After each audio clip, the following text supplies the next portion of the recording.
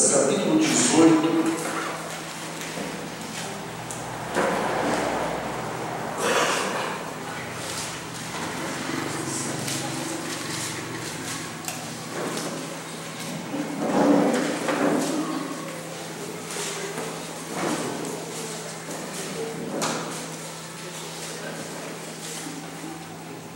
Lucas, capítulo 18, do versículo 18 ao versículo 30.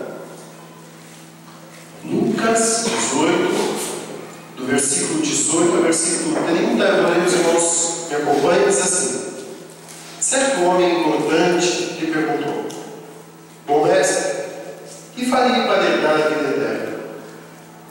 Por que você me chama bom? Respondeu Jesus. Não há ninguém que seja bom a não ser somente Deus.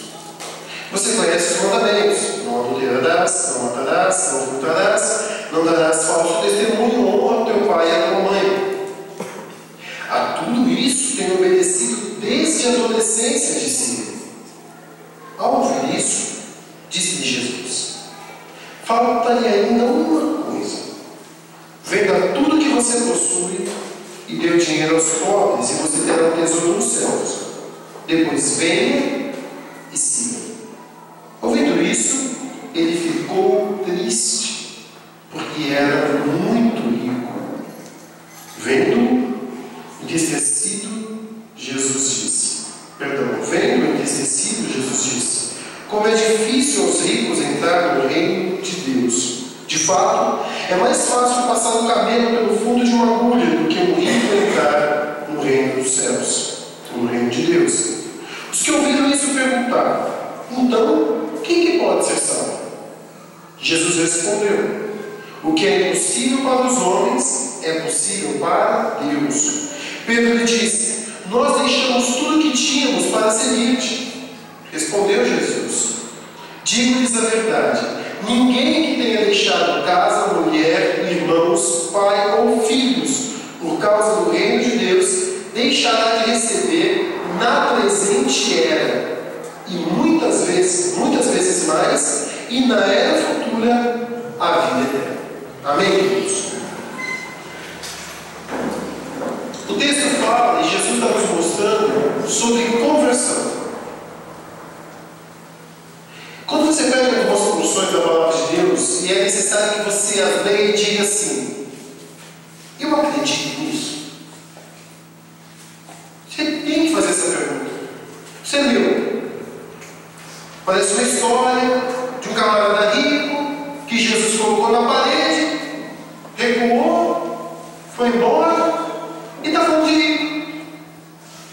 Aí você olha, né, na Forbes: eu não sou rico. Você olha na revista Caras e diz: eu não sou rico. Aí você olha no seu contexto: aí você vira a página da Bíblia e fala: isso não é para mim. Porque isso aqui está contando a história de um jovem rico. Quando você começa a olhar mais apuradamente, você se prende nos detalhes e fala: Deus, o que eu tenho aqui para mim nesse texto? Você vai perceber que Jesus está falando de salvação, de pessoas que vão e pessoas que não vão entrar no reino dos céus. E Ele mostra para nós quais são as evidências de quem é salvo e de quem não é. Nós precisamos nos incomodar com algo. Será que eu sou salvo? Você realmente é salvo em Cristo? E quais são as evidências da salvação que você tem em Cristo Jesus? Será que a gente pode pegar apenas só um versículo da palavra de Deus e escrever no Senhor Jesus será salvo? E acabou? Eu já criei.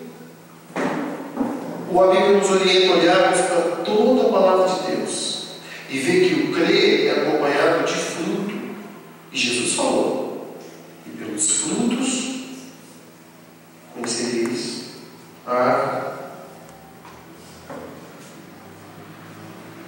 Jesus sempre quis que os seus discípulos dessem frutos, e nesse texto existe existe algo que eu não sei se você viveu. Que algo é esse, pastor? Primeiro eu quero ver com os irmãos o que não é sinal de conversão. Está lá aquele jovem rico, obediente às leis, talvez estudasse como fariseus há muito tempo, tivesse uma formação privilegiada também, talvez até a intenção dele não fosse nem de perguntar de verdade sobre salvação, mas de se mostrar. Mas isso já é uma conjectura. O que acontece é que Jesus está dando instruções, e esse jovem chega e fala: bom mestre, o que faria para a vida eterna? E Jesus então começa um diálogo com ele. E Jesus vê que esse jovem vai embora triste. E Jesus depois diz que ele não é salvo. Porque ele é triste porque é rico. E Jesus fala: os muitos ricos não vão entrar. Em outras palavras, aquele jovem não é salvo. Se aquele jovem não é salvo, então aquele jovem forneceu para você e para mim hoje evidências do que não é uma conversão. Mas que muitos crentes em igrejas se apoiam, achando que são salvos pelos mesmos enganos desse jovem. O primeiro deles é a falsa humildade. Bom mestre, que farei eu para lembrar da vida eterna? Gente, humildade não é símbolo de conversão, embora a conversão exija um espírito humilde. Mas o que a gente vê aqui é a falsa humildade. Nem ele tem noção do que ele está falando para Jesus. Você viu a resposta de Cristo? Jesus disse para ele: por que você me chama de bom? Só existe um que é bom. E quem é esse que é bom? Deus, não é Deus? Você entendeu o que Jesus está querendo perguntar para ele? Você está entendendo do que você está me chamando? Não, você não entendeu. Vamos de novo. Bom mestre. Opa! Só tem um que é bom. Você está me chamando do que mesmo? Jesus não está dizendo: eu não sou bom. Jesus está dizendo que só existe um. E eu sou esse um. Você está me chamando de Deus. Só existe um bom. E tudo isso é importante porque vai ser a base da conversa que Jesus vai ter com ele. Você está entendendo com quem você está falando? Jesus não era nem um pouco modesto, porque ele não pode ser modesto, porque é falsa modéstia, ou modéstia mesmo, é você jogar de lado, não querer alguma glória, mas ele é Deus, e a Deus é devida toda a glória. Por isso que Jesus nunca foi aquele falso humilde de: ah, gente, para com isso. Eu sou tudo isso sim, vou colocar palmas para mim, eu vou passar, eu e o Pai somos um. Mostra-nos o Pai, tanto tempo estou convosco, não tens me conhecido. Eu sou Deus. O que eu quero dizer com isso, meu? É que não é entrar numa igreja e falar palavras que Deus quer ouvir. Isso não faz ninguém convertido. Não é o vocabulário, não é a postura.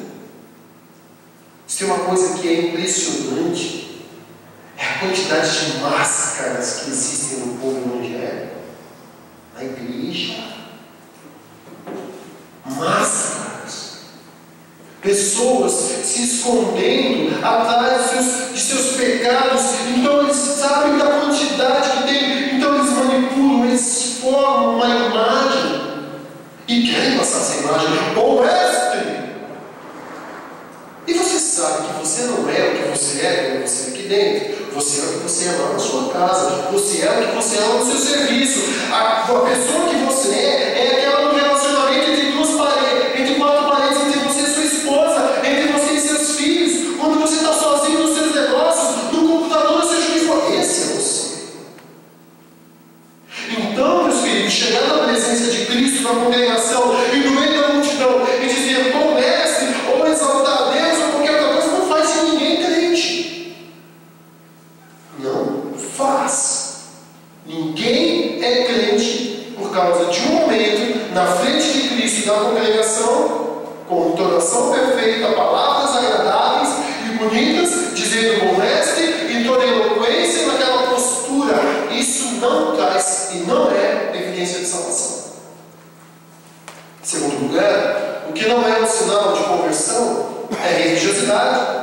Que faria o verdade de eterno? Vocês não sabem. A conversa, Jesus solta o coração, o camarada chega para Jesus, querendo se aparecer, Jesus fala, você sabe. Não te derás, não matarás, não dirás ao testemunho, honra teu pai e tua mãe. Então, Senhor, tudo isso eu já tenho obedecido desde a minha adolescência. Imagina o sorrisinho dele depois que ele falou, né? Aí Jesus olhou para ele e falou, tá bom. Você acha que isso vai te salvar?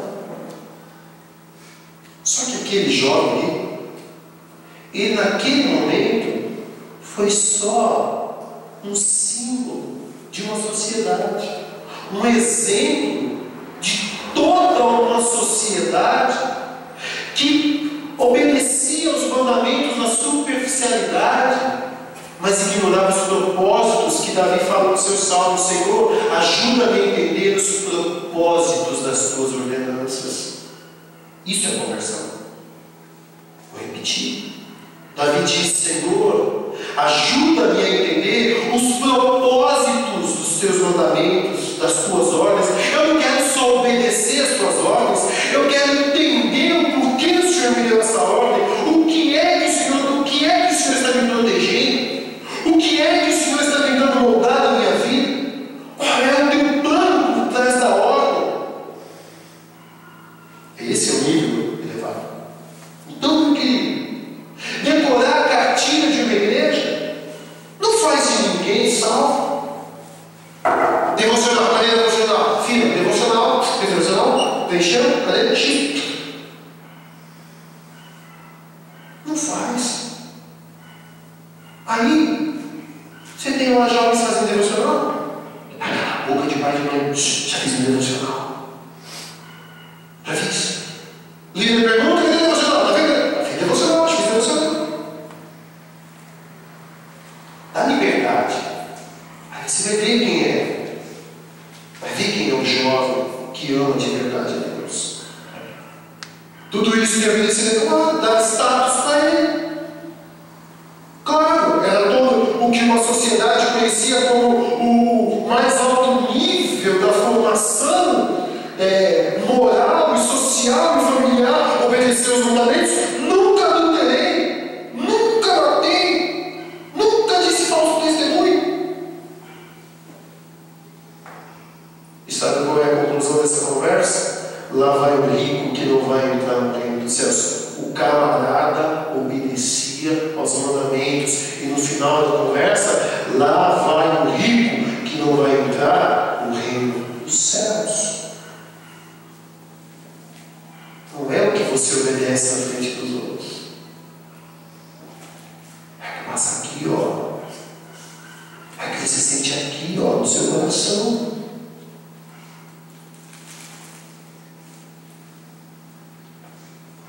Não é só em Bíblia. Quanto tema penetra na tua vida. Não é fazer para que não me cobre. É fazer porque é fruto de uma intenção, de uma vontade, de um desejo, como o pastor Guilherme hoje compartilhou comigo, a diferença entre sede e vontade. É desejo. É necessidade de Deus. Vontade de vontade de comer chocolate, agora água, eu não posso ficar sem. Não é assim?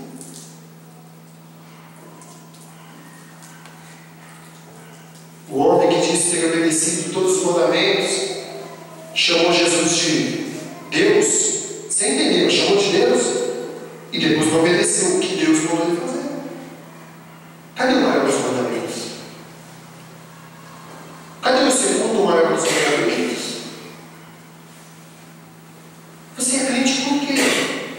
Quais são as práticas da tua vida? Você está conseguindo entender? Qual é a prática da sua vida que diz, olha, eu sou crente, por que eu faço isso e isso? O fruto da minha vida, o fruto. Não é, meu querido, práticas impostas por ninguém. Um outro erro, um outro sinal que não é sinal de conversão o tempo de igreja. E aqui nós temos, para a glória do Senhor, brotou criança, né? Bom, as crianças podem sair, brotaram crianças no meio dos bancos. Bonito de ver. Agora essas crianças, elas precisam de pais que vão dizer para elas que igreja não salva ninguém. Filho, eu estou te levando à igreja para aprender de Deus, mas se na igreja não é o que salva, filho, você precisa de um encontro pessoal com Jesus. Tudo isso tem obedecido desde a minha adolescência. Ou seja, faz tempo que eu observo as glórias. Desde que eu era garotinho, passei pelas águas faz tempo, cresci na igreja, sou macaco velho. Eu nasci na igreja, só Deus sabe que eu vivi. E quantos jovens nasceram, cresceram na igreja e se perderam? Onde está o erro disso? O erro é a igreja não identificar e ajudar essas crianças a entenderem que elas precisam de um encontro pessoal com Jesus, de uma experiência com Deus. Aí a gente deixa eles acreditarem que é só ir para a igreja, decorar, obedecer, fazer as tarefas, e isso é ser de Deus. Não, isso não é ser de Deus. Isso é importantíssimo para a vida da criança, porque eu estou ensinando ela o caminho que ela deve dar, mas isso não converte ninguém. Tempo de igreja, ser fundador de igreja, ser um profundo conhecedor das Escrituras, não é símbolo de salvação, nem aqui, nem na China. Então, quais são as evidências de uma conversão verdadeira? Em primeiro lugar, quando Jesus diz a ele assim, ainda falta alguma coisa, que versículo é esse? Eu copiei o texto aqui direto na folha, não eram os números. Quando Jesus diz, falta-lhe ainda uma coisa. Qual é o versículo?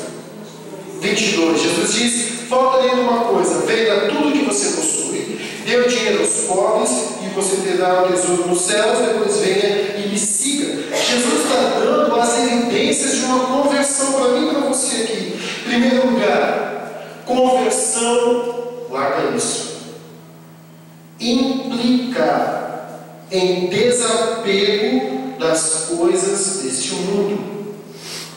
Eu vou repetir. A conversão implica em desapego às coisas deste mundo. A verdadeira conversão rompe o meu vínculo, corta o cordão umbilical com esse mundo. Então, antes de Cristo, eu olhava esse mundo de um jeito que me atraía, que me seduzia, que me envolvia e que se tornava um objeto de ambição e alvo de vida. Era isso antes de Cristo. Eu estava intimamente ligado porque o mundo era meu túmulo. Cristo me ressuscita, Cristo me salva, Cristo faz de mim uma nova criatura, e então eu estou agora totalmente desligado das coisas deste mundo. Logo, a primeira evidência de uma conversão é que eu não olho mais para o mundo e nem para as coisas que tem no mundo como eu olhava antes. E tem muito crente que nunca viveu isso e se diz crente.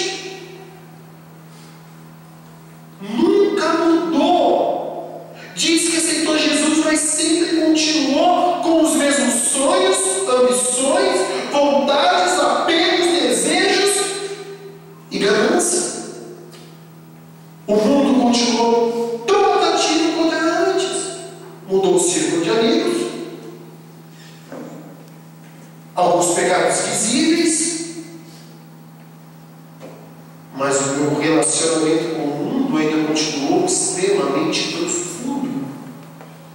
Nós, como entregamos nossa vida a Cristo, nosso relacionamento com o mundo é outro, em outra visão, em outro propósito. O mundo não se torna mais a minha ambição de vida, o mundo se torna o meu campo de trabalho, o meu ministério. Eu os envio ao mundo como luz. Eu os envio ao mundo como sal. Vocês estão voltando ao mundo. Eu não peço a ti, ó Pai, que os tire do mundo, mas que os livre do mal, porque eles são necessários nesse mundo. Embora em João capítulo 17 diga, eles não são do mundo, como eu também não sou. Você não é mais, se você aceitou a Cristo, meu querido, você não consegue mais ver o mundo como você via antes, e nem amar o mundo como você amava antes. Existe agora uma situação ambígua. Ao mesmo tempo que você sente aversão ao que você sentia, vivia, ao mesmo tempo você sente uma atração porque você quer que o mundo seja transformado como você também foi. A palavra de Deus diz que os discípulos abandonaram tudo. Em João diz: não ameis o mundo, nem o que no mundo há. Se alguém amar o mundo, o amor do Pai não está nele. Isso, meu querido, não tem vírgula, não tem exceção, não tem uma folguinha para que você possa tentar adaptar alguma coisa. A palavra de Deus é firme e não há exceção. Não ameis o mundo. Ah, mas eu não amo o mundo, imagina. Então tá bom. Se você está tratando o mundo como ambiente, filosofia de vida, planeta, eu vou dizer agora para você: nem o que no mundo há. Se você perceber que no seu coração tem amor por esse mundo, amor é apego, é desejo, é vontade de um relacionamento sério, de estar perto dos prazeres antigos, da carne, de tudo aquilo que o mundo pode te fornecer. Se alguém amar o mundo, essa pessoa não tem nela o amor do Pai. Ela nunca conheceu o amor do Pai. Por quê? Porque o amor do Pai é tão alto, tão sublime, tão completo, que eu não mais quero aquele amor e nem preciso das coisas que o mundo tem para ser o que só em Deus eu posso ser de verdade: feliz, amém? Alegre, paz, esperança. Eu não preciso. Eu rompi com o mundo e sou mais feliz do que era antes. Tenho mais paz do que eu tinha antes. Tenho mais vida do que eu tinha antes. Eu não preciso. Então, se alguém precisa do mundo, é porque ainda não encontrou Jesus na sua vida e o amor do Pai não está nele. É por isso que ele continua dentro de uma igreja olhando o mundo. Porque ele está achando que o templo, a religião, não. Ele não é convertido. Ele está se enganando. Por quê? Porque ele ainda ama o mundo e as coisas que no mundo há. Os discípulos abandonaram tudo. E Jesus não fez: não, imagina, não, faz o seguinte, ó, continua aí com a pesca, eu volto aos sábados e domingo. Dá o sábado e domingo para mim. Sábado depois do meio-dia. E domingo é meu. Mas Jesus tinha um plano maior para eles. Abandonaram tudo. Paulo abandonou tudo. Os missionários abandonaram tudo. Jesus pediu para abandonar tudo. Jovem, você vai pegar tudo que você tem, você vai vender, vai dar aos pobres e vai me seguir. E aquele jovem revelou o quê? Que o mundo ainda estava no coração dele. Ele ficou triste porque ele tinha muito dinheiro. Aí ele ficou triste. E foi embora. Não tinha salvação. Meus queridos, Jesus vai depois falar aos seus discípulos de duas coisas. Fala aqui: tem que deixar. E ele fala: olha, o rico, né? Ele fala aqui: de fato, como é difícil os ricos entrar no reino de Deus. É mais fácil o camelo passar pelo fundo de uma agulha do que o rico entrar no reino dos céus.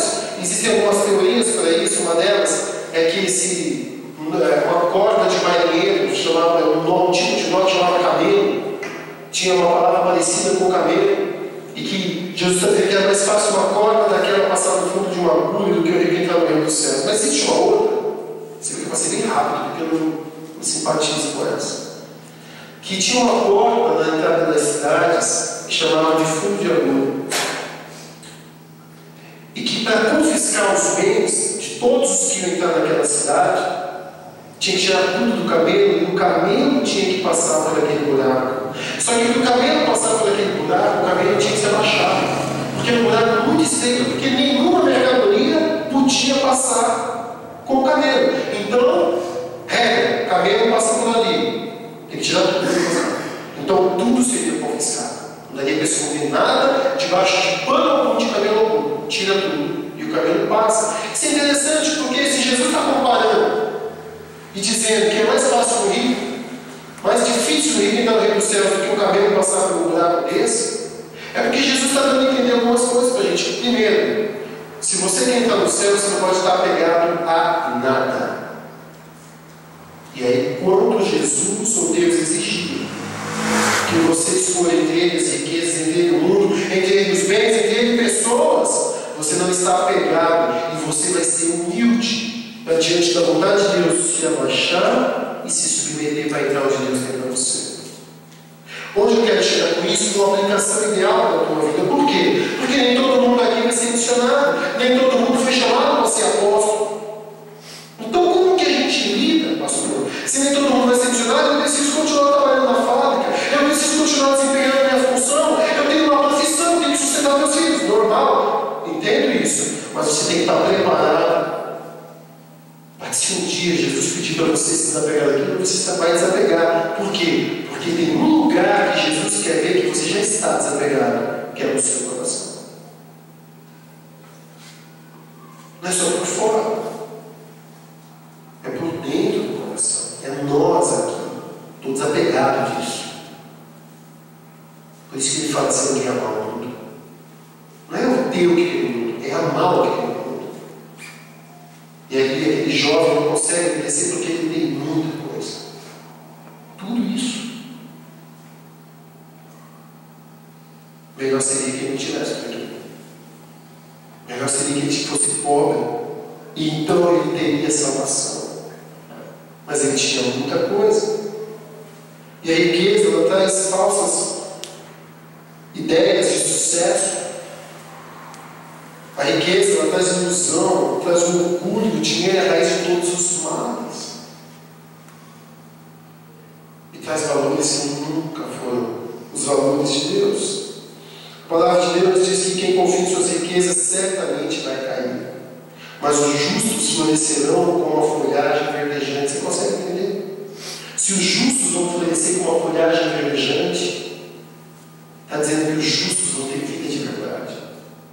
Mas aquele que confia nas riquezas vai cair.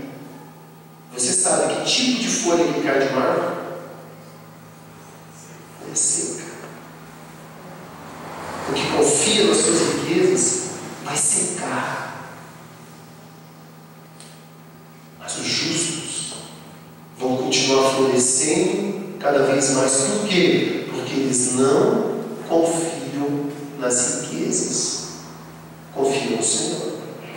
Primeira evidência de conversão: desapego com as coisas desse mundo. Os meus valores mudam, os meus sonhos mudam, os meus ideais mudam. E então eu tenho uma nova postura diante desse mundo. Segunda evidência que Jesus nos dá nesse versículo 22 é o amor ao próximo. Porque Jesus não está só pedindo para ele dar uma prova de que o dinheiro é mais importante, que eu sou mais importante que o seu dinheiro. Não. Jesus dá um destino àquele dinheiro, porque Jesus deixa ele colocar no banco. Jesus traz uma coisa séria. Você vai pegar o dinheiro e vai dar para os pobres. Mas Senhor, pensa comigo. Não, pensa comigo. Eu tenho muito dinheiro. Eu vendo, ponho na poupança, e nós, os 12, se o senhor deixar fazer parte, os 13, a gente vive do lucro da poupança. Eu tenho tanto dinheiro que só o lucro da poupança vai dar para a gente viver bem. Você está entrando na terra, tadinho. A gente pode comprar uns camelinhos, cavalos. O que você acha? Jesus não quer o dinheiro dele, Jesus quer ele. E Jesus fala para ele que uma segunda evidência da conversão é que eu vou abrir mão do mundo, dos meus valores, todos os meus apegos. Não porque a conversão exija de nós uma flagelação. Eu não vou ficar mais com meu dinheiro, eu vou trabalhar agora só para ter pouco. Não é isso. O objetivo desse desapego por causa de um bem maior, que é o meu próximo. O meu desapego das coisas desse mundo é para que eu possa ajudar outros, para que eu possa amar o meu próximo. Jesus fez isso. Você ouviu falar no alto esvaziamento de Cristo? O que ele fez? Estava no céu, confortável. Você consegue imaginar o trono de Cristo? Primeiro que as pessoas desenham o trono nos desenhos assim, né? Um encosto assim. Quem é que compraria um trono com um encosto em L, assim, ângulo de 90 graus?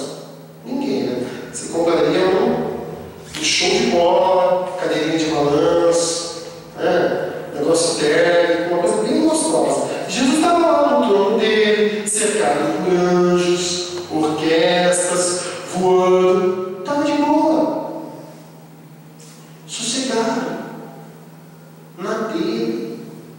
E a Bíblia diz em Filipenses capítulo 2 que ele tinha todo o direito de ficar lá de perna cruzada, tomando água de coco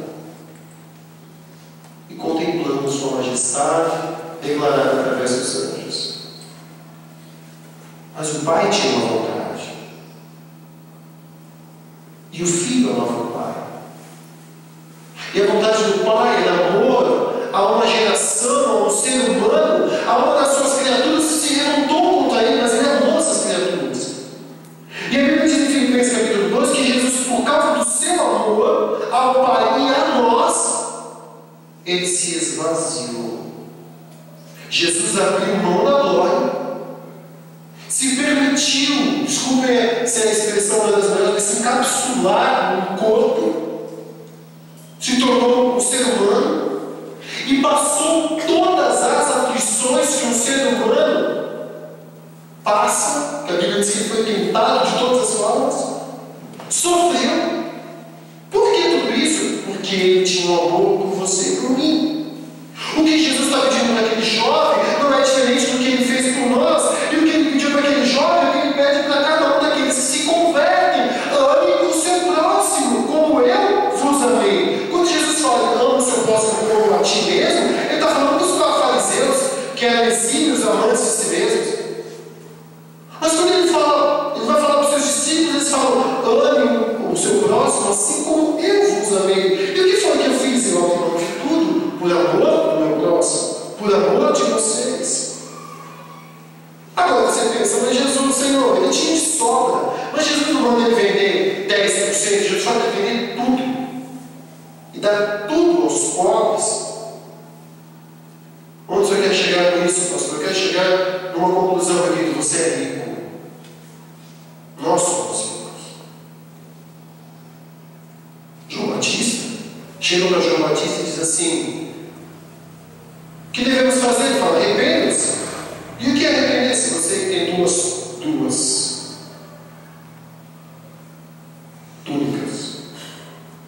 Divida com quem não tem. Quantas túnicas eu preciso ter para obedecer o mandamento de amar o próximo? 2. Não é 10. Quanto que eu preciso ter para ajudar missões?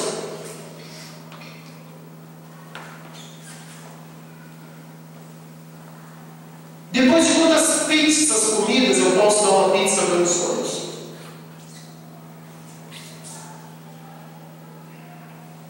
Ou depois de quantas viagens feitas eu posso doar um pouco para missões?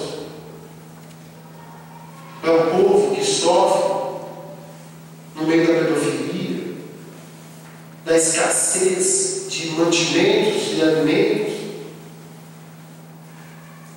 Quantos envelopes missionários nós tivemos na igreja sábado, Wilson? 0. Pastor, mas estava no meu coração, amém. A gente tem que amar o próximo.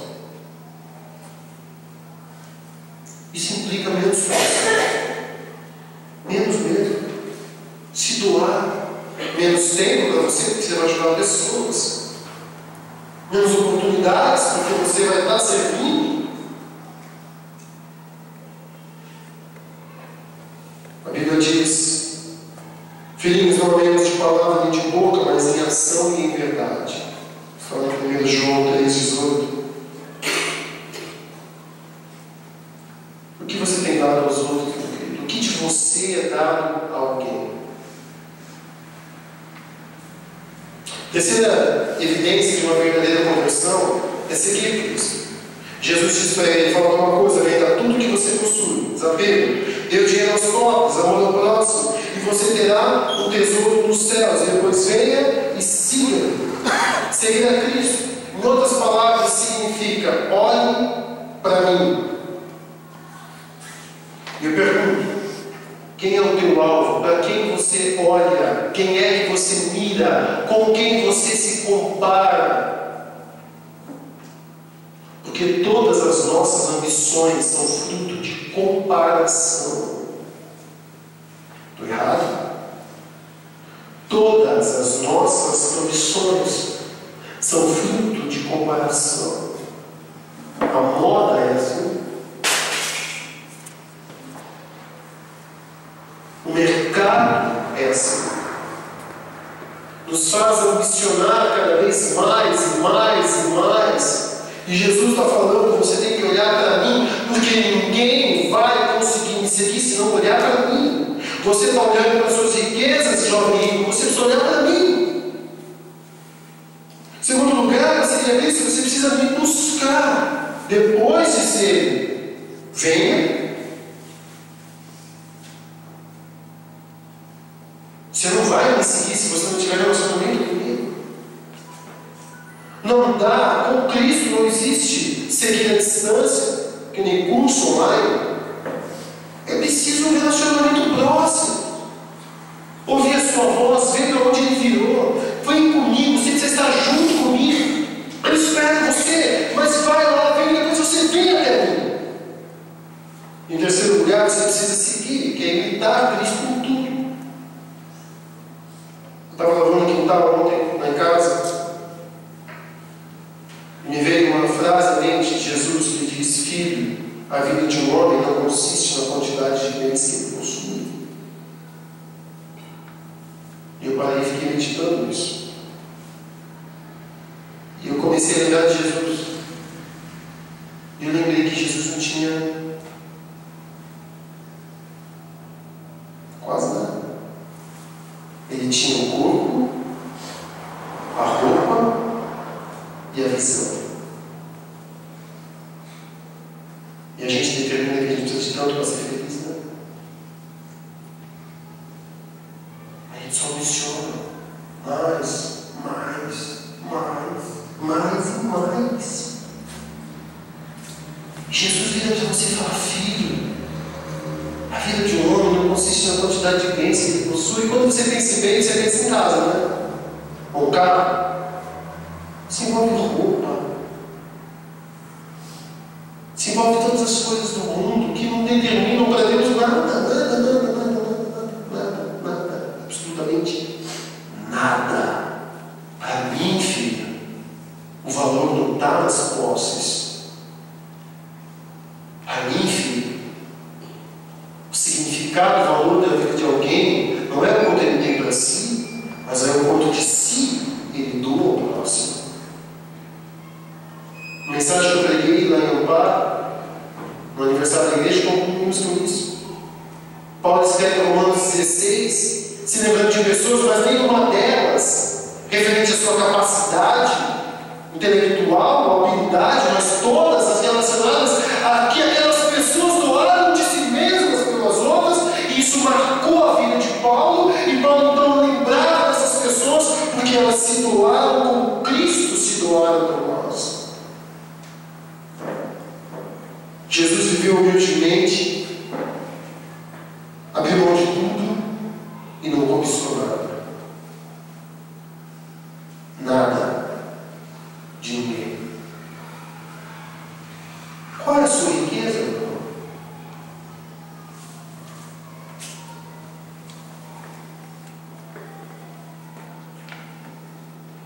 Quantas pessoas levamos a Cristo?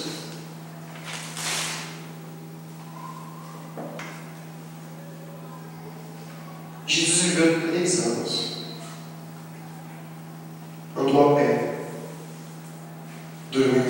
Marcos. Quando perguntaram para ele, falaram: nós vamos seguir. Olha, pensa direito, porque não tem nenhum de inclinar a cabeça. Não tem nada. E mudou a história. Os apóstolos tinham um barco e eles abandonaram tudo. Paulo andava na maior das riquezas e abandonou tudo. Jesus abriu mão disso. Agora, você tem seguido a Cristo?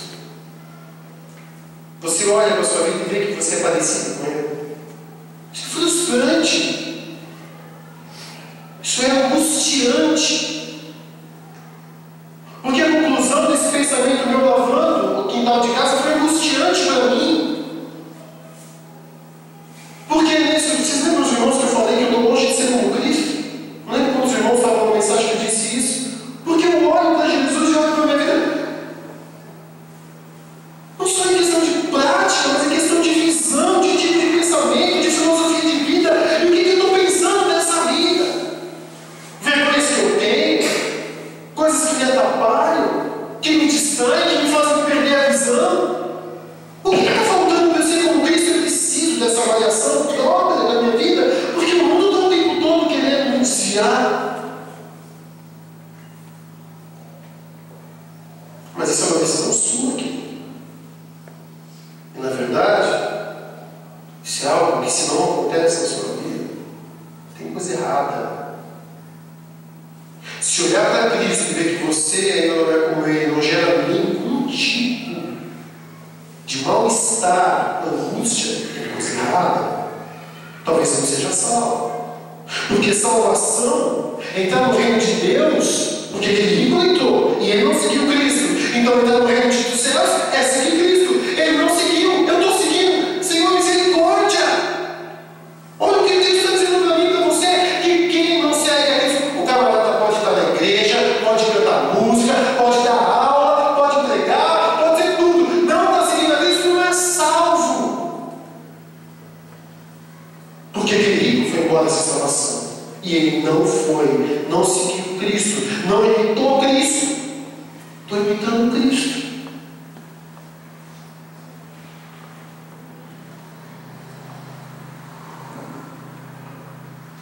Quarta característica da verdadeira conversão é a esperança viva. E Jesus diz para eles o seguinte: Jesus fala àquele homem: vai vender tudo que você possui, dê o dinheiro aos pobres e você terá um tesouro nos céus.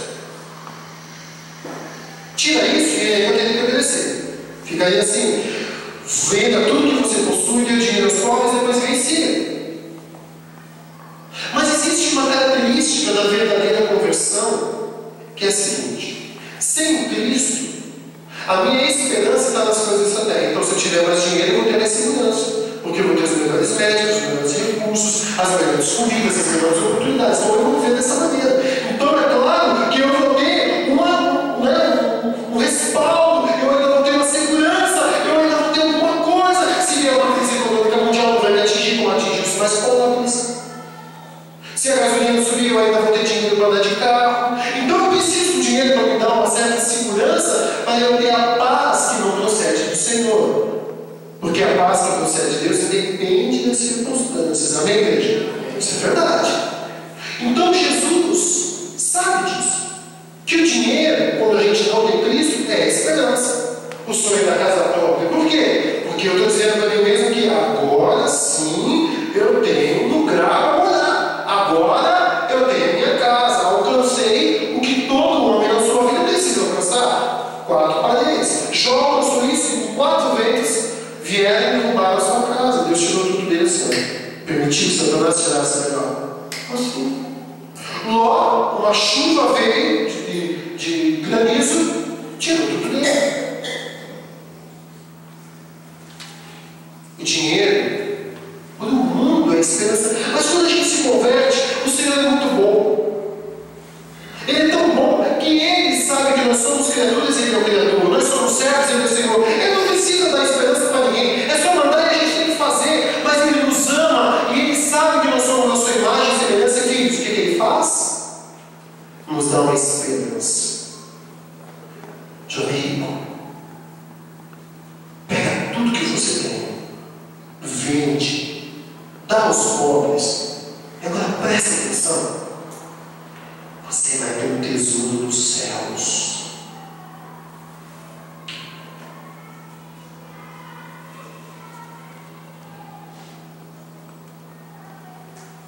Quanto você tem no céu? Como está a tua conta bancária no céu? Quanto você tem guardado lá?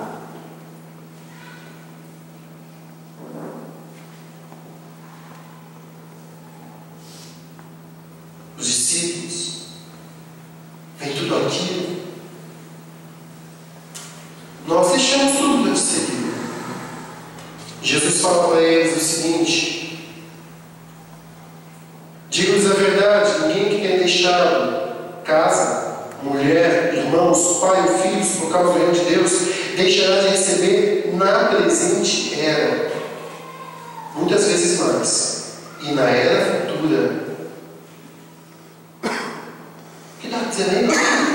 E na era futura o quê? O que é? As coroas, as mansões, as ruas de ouro. Qual é a recompensa da vida eterna? Do futuro, em Cristo? A vida eterna. Qual é o tesouro nos céus? A eternidade. Não sei se você entendeu. O que Jesus está dizendo é muito sério. Ele está dizendo para você o seguinte: isso volta lá para o primeiro ponto. Quem não deixa não ganha a vida eterna. Agora, aqueles que deixam, vai ser recompensado aqui. A presente era não é nesse tempo divino, porque os apóstolos morreram, mas a Bíblia diz que eles vão ressuscitar e eles vão reinar na terra com Cristo. E a Bíblia diz que sabe o que Jesus ganhou e o que os apóstolos ganharam? Tronos. E vão governar com Cristo e ganham muito mais. O que Jesus está fazendo? Meu querido, a verdadeira conversão ela gera em mim, você, esperança viva. Em primeiro lugar, certeza, eu sei que eu vou ter. Sabe aquela coisa de quando você pensa no futuro e você começa uma carreira e você escolhe uma profissão, e a gente sabe que muitas profissões hoje são escolhidas pela rentabilidade, almejando algo. Não é pecado você, meu querido, abrir mão de tudo, amar o próximo, seguir a Cristo, pela recompensa que você vai ter em Deus. Porque eu tenho certeza. Segundo lugar, expectativa. Estou guardando o tesouro nos céus. Paulo tinha essa expectativa. Paulo dizia: o meu tesouro está lá. Está chegando a hora de eu ter. Lá está o meu tesouro. Paulo vivia. É lá. Vai chegar o dia da minha recompensa. Vai chegar o dia da minha recompensa. Um dia eu vou alcançar. Aqui eu vou perdendo. Aqui eu sou esquecido. Aqui eu sou desprezado. Sou o menor dos apóstolos. Sou tratado como indigente. Mas eu sei que eu sou conhecido no céu. E eu sei que tenho crido lá da minha esperança. O verdadeiro crente tem aquela expectativa viva dentro dele. Eu não vejo a hora. E ele tem interesse. Eu estou abrindo mão porque eu quero tesouro no céu. Eu estou falando de Cristo com as pessoas porque eu quero meu galardão. Eu almejo a volta de Cristo porque eu quero, porque diz que tem uma coroa reservada para quem almeja a volta de Cristo. Agora fala a verdade, meu querido. O quanto você tem no céu?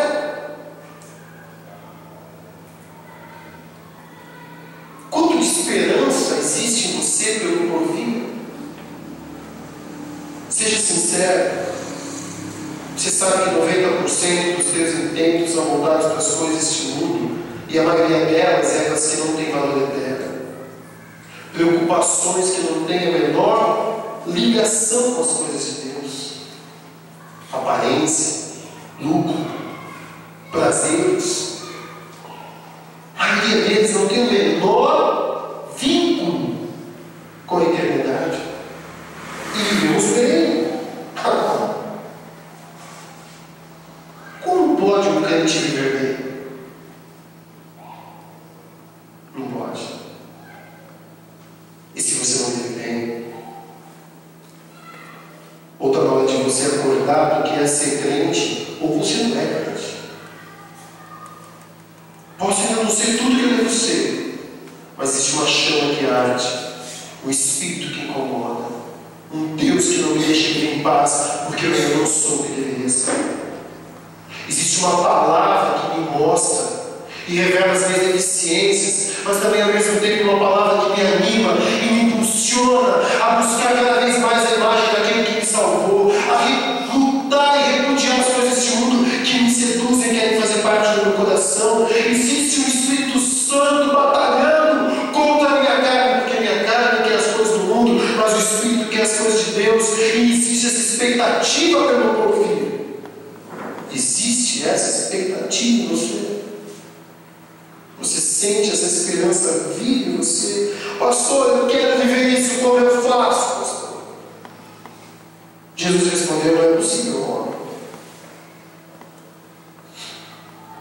Quem pode ser salvo, Senhor? Foi a pergunta dos discípulos. Talvez agora você está falando: pastor, o senhor está olhando para crentes que vivem há anos na igreja e está colocando em xeque a conversão deles. Foi o que Jesus fez com os discípulos. Os caras estão olhando para Jesus e falam: Senhor, quem que pode ser salvo então? Jesus responde: não é possível ao homem, mas tudo é possível a Deus. Você entendeu? Que talvez você não esteja vivendo porque você está vivendo muito homem. Você esqueceu de viver Deus. Deixou de viver Deus. O que é isso, pastor? Eu vou dizer uma coisa, meu querido. Quanto mais o Espírito Santo em mim, menos do mundo. Quanto mais cheio de Deus, mais eu consigo ver como Jesus via. Cai a ganância, cai a inveja, cai a tristeza, cai a murmuração. Os pecados vão caindo de mim, porque eu estou me enchendo do Espírito Santo. Eu estou mais Deus, eu estou mais Deus, eu estou vendo como Deus, eu estou pensando como Deus, eu estou sentindo como Deus. Menos de mim, menos do meu antigo homem, menos da carne, menos da ganância. Eu começo a ser mais como Deus. A conversão começa a ser algo latente dentro primeiro. Dentro de mim. Como pode então alguém ser salvo? Não pode. Jesus responde para eles: é impossível aos homens, mas é possível para Deus. Então, meu querido, a verdadeira evidência da conversão só vai existir na sua vida quando Deus estiver reinando pelo Espírito Santo em você. Enquanto isso não acontecer, teus olhos estão nas riquezas, teu amor é voltado para você mesmo, e você não vai ter a menor expectativa do céu. Você não vai ter missões eternas. Você não vai seguir Jesus, porque você não vai ter tempo para isso. Como, pastor, viver tudo isso? Jesus, no capítulo 17 de Lucas, quando ele está falando sobre a volta dele, ele diz: lembrem-se da mulher de Ló. Quem tentar conservar a sua vida vai perdê-la, e quem perder a sua vida vai salvar. O quanto você tem perdido a sua vida? Fala sério. Você entregou sua vida a Jesus e mudou o que é na sua vida? Fala a verdade. O que mudou na sua vida? O que você perdeu com Cristo? Deixou de beber cervejinha? Quem disse que isso é pecado? Pastor, não estou falando de beber não, querido. Estou falando que isso daí, meus queridos, é ridículo. Olha, de beber cerveja, eu sou crente. Para com isso. Eu vou perguntar de novo: o quanto você já perdeu por Cristo? O quanto você já falou e deixou e abriu mão por Cristo pelas pessoas? O quanto tem disso na tua vida? Quanto tesouro você tem no céu? Lembre-se da mulher de Ló. Por que ele falou isso? Porque a mulher de Ló viu que estava vindo chuva, viu que estava sendo tudo destruído, mas ela ainda amava, ela estava correndo e olhando para trás, ela não era salva e ficou lá. O que Jesus está dizendo é isso, igreja.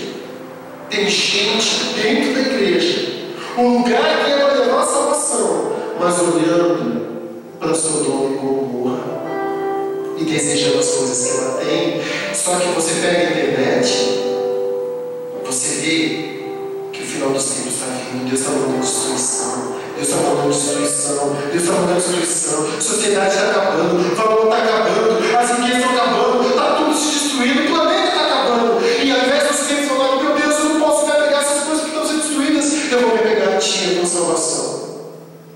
Tem gente tentando guardar a vida. Eu tenho que fazer reserva. Eu tenho que fazer um cargo. Eu tenho que fazer as coisas. Eu tenho que deixar para meus filhos. Quem cuida dos meus filhos é o Senhor. Oh, meu Deus, meu legado é dar Deus para os meus filhos, não é deixar herança não. Quantos filhos já não receberam herança e torraram um ano? Perderam tudo, gastaram. Porque não conquistaram com os pais, conquistaram com o amor. Perderam tudo. Lembrem-se da mulher de Ló. Quem quiser, agora presta atenção nisso, igreja. Quem quiser ganhar a sua vida, vai perder.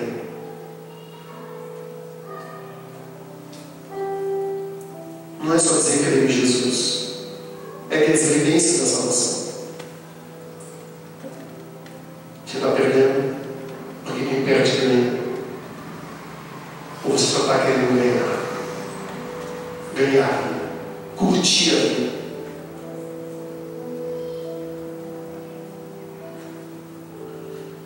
Talvez algo muito jóia para você escrever e deixar na sua geladeira é: lembrem-se da mulher de Ló. Não ama, meu querido. Não ame aquilo que Jesus já está mostrando para a gente, que está caindo fogo do céu. O mundo está passando. Está tudo sendo destruído à nossa volta. Os anjos estão aqui, ó, nos cercando. Mas tem gente aqui, ó, cercada pelos anjos, olhando para Sodoma e Gomorra. Lembre-se da mulher de Ló. Olhe para Deus, olhe para Cristo, e vamos ser mais como Jesus foi. É um processo, é um desafio, mas é possível no Senhor. Amém? Glória a Deus. Vamos ficar em pé e vamos orar ao Senhor por isso.